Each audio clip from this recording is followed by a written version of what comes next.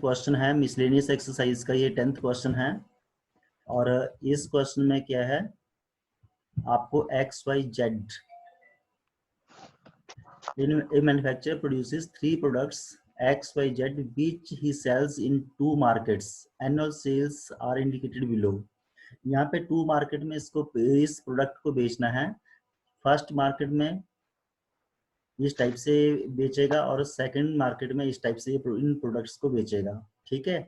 अब यहाँ पे जो नीचे फर्स्ट क्वेश्चन है इसमें लिखा है if unit sale price of X Y and Z, यानी कि एक आइटम को बेचने पर की प्राइस है, एक आइटम की प्राइस है 2.50 और दूसरी वाई आइटम की प्राइस है 1.50 और एक जेड आइटम की प्राइस है 1 रुपीज। तो total revenue in the market कितना होगा, मींस तो जब वो बेचेगा तो उसको कितने पेमेंट उसको आएगी उसकी।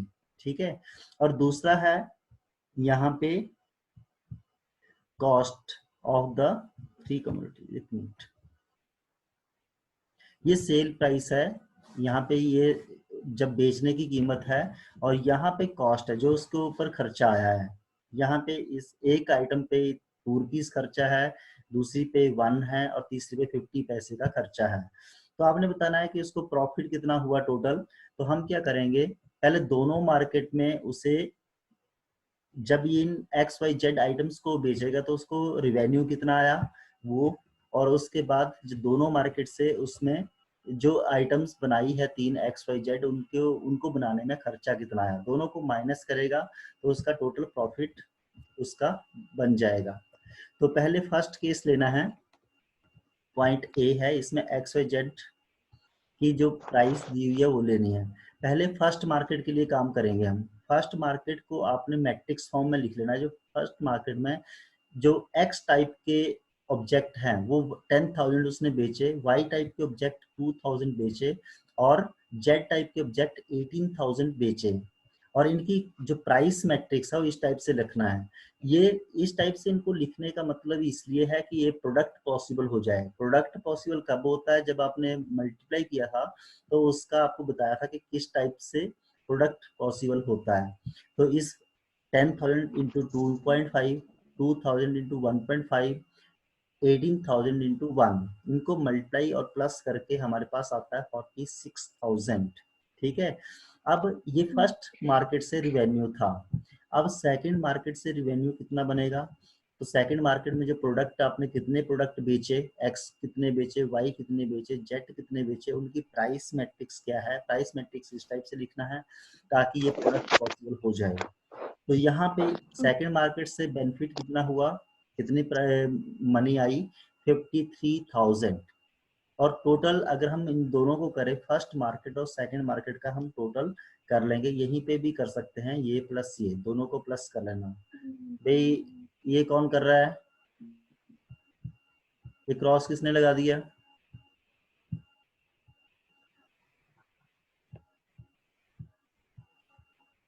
ऐसे काम मत करो।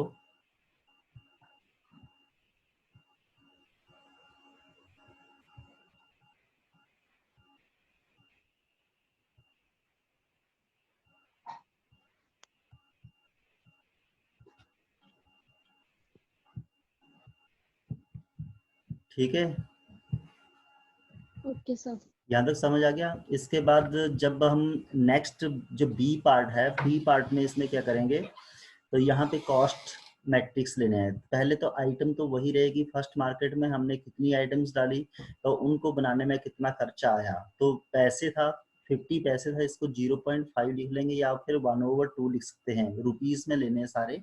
तो इसमें खर्चा फर्स्ट मार्केट में हुआ 31,000। सेकंड मार्केट में हमने जो आइटम्स बेची वही ली है ऊपर टेबल से, और इसमें कॉस्ट कितनी लगी, इन दोनों को मल्टीप्लाई करके 36,000 आ गया। तो इन दोनों को प्लस कर लेंगे। ओके। माइनस एक मिनट, माइनस क्या किया हुआ है यहाँ पे, इन्होंने निकाला, देखो टोटल रिवेन्यू इन मार्केट 1, 99 46 और 53 को लेस करके।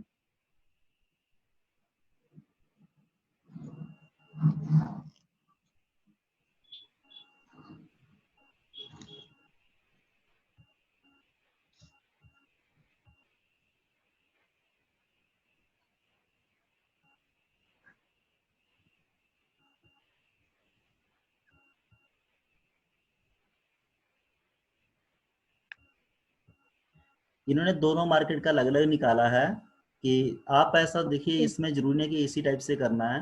आप क्या करेंगे, जो total revenue and both the markets, यहाँ पे हमारा क्वेश्चन क्या है, यहाँ पे लिखा है find the gross profit. Gross profit पूछा है। इन्होंने क्या किया है कि जो फर्स्ट मार्केट का है, यहाँ पे ये रिवेन्यू है, इसमें से फर्स्ट मार्केट की जो कॉस्ट है ये माइनस कर दिया है, तो एक प्रॉफिट इसमें आ जाता है, एक प्रॉफिट आ गया। और दूसरी मार्केट का जो रिवेन्यू है उसमें से दूसरी मार्केट का जो कॉस्ट है उसको माइनस किया तो ये आ गया। टोटल रिवेन्यू जो निकालना है 15 प्लस 17,000 आना है। जो टोटल ग्रॉस प्रॉफिट आएगा वो इन दोनों को प्लस करके आएगा, ठीक है। या फिर आप ऐसा करो, जो फर्स्ट मार्केट का जो फर्स्ट केस है उसमें फर्स्ट मार्केट और सेकंड मार्केट का जो भी रिवेन्यू आता है उन दोनों को प्लस कर लीजिए। और सेकंड मार्केट जो सेकंड केस है उसमें जो कॉस्ट आती है आइटम्स की, फर्स्ट मार्केट और सेकंड मार्केट दोनों में, उन दोनों का टोटल कर लीजिए, दोनों को माइनस करिए तो आपके पास सीधा आंसर आएगा। यहाँ पे 17,000 आंसर दिया है पर this is not the answer, ठीक है सर। ओके तो आपने फर्स्ट केस में दोनों को प्लस कर लेना है, सेकंड केस में दोनों पॉइंट को प्लस कर लेना है, दोनों को फिर माइनस करना है, तो ग्रॉस प्रॉफिट आएगा इसमें। आगे जो नेक्स्ट क्वेश्चन नंबर 11 है, ये बहुत इंपॉर्टेंट है और बहुत बार पेपर में आता है। इस क्वेश्चन में यहाँ पे लिखा है कि find the value of x, और एक्स कोई नंबर नहीं है क्योंकि ये मैट्रिक्स के साथ है। तो मैट्रिक्स के साथ जब भी कोई कुछ भी लिखा है तो मैट्रिक्स का मल्टीप्लाई किसका होता है, मैट्रिक्स का ही हो सकता है, ठीक है। तो यहाँ पे x जो है, x एक मैट्रिक्स है, find the matrix x so that we get the answer. तो यहाँ पे x एक मैट्रिक्स है, प्रोडक्ट कब पॉसिबल होता है, कोई बताएगा। इसमें दो मैट्रिक्स हम लेते हैं तो प्रोडक्ट कब पॉसिबल होता है, when number of order column number of first yes number of column and number of rows are equal. Number of columns of which matrix, Both number of columns of first matrix is equal to number of column of yes second matrix. yes number of columns of first matrix equal to number of rows of second matrix। और जो last में जो answer आता है उसका order कितना होता है कि जितनी फर्स्ट मैट्रिक्स में रो होती है और जितने सेकंड मैट्रिक्स में कॉलम होते हैं, तो वो इसका आंसर बनता है। तो यहाँ पे जो देखिए, एक मैं थोड़ी स्क्रीन शेयरिंग स्टॉप करता हूँ। यहाँ पे ये पेज में लिखा हुआ मैंने, ये आपको दिख रहा है सभी को, इस पेज पे जो लिखी हुई चीजें वो दिख रही है कि नहीं? यस दिख रही है। हाँ, इसमें मैं आपको ये बताना चाहूंगा, एक मिनट। यहाँ पे देखिए स्टार्टिंग में ऊपर लिखा है मैंने x लिखा है, x में क्या है m इंटू n, उल्टा तो नहीं दिख रहा है, सीधा दिख रहा है? दिख रहा है सीधा, ठीक है। x का ऑर्डर हमने ले लिया m इंटू n, जो अगला मैट्रिक्स है इसका ऑर्डर है 2 इंटू 3। तो यहाँ पे प्रोडक्ट कब पॉसिबल होगा, जब n और यहाँ पे n इक्वल टू 2, कि फर्स्ट में नंबर ऑफ कॉलम्स कितने होंगे, n है, और सेकंड में नंबर ऑफ रो कितनी है, 2 है। तो n की वैल्यू कितनी आ गई हमारे पास, n इक्वल टू 2 आ गया, क्योंकि ये आपस में इक्वल होने चाहिए। प्रोडक्ट हुआ है तो मींस ये दोनों इक्वल होंगे तभी प्रोडक्ट हुआ। तो it means n means number of columns, जो x मैट्रिक्स है उसमें नंबर ऑफ कॉलम्स कितने हैं, 2।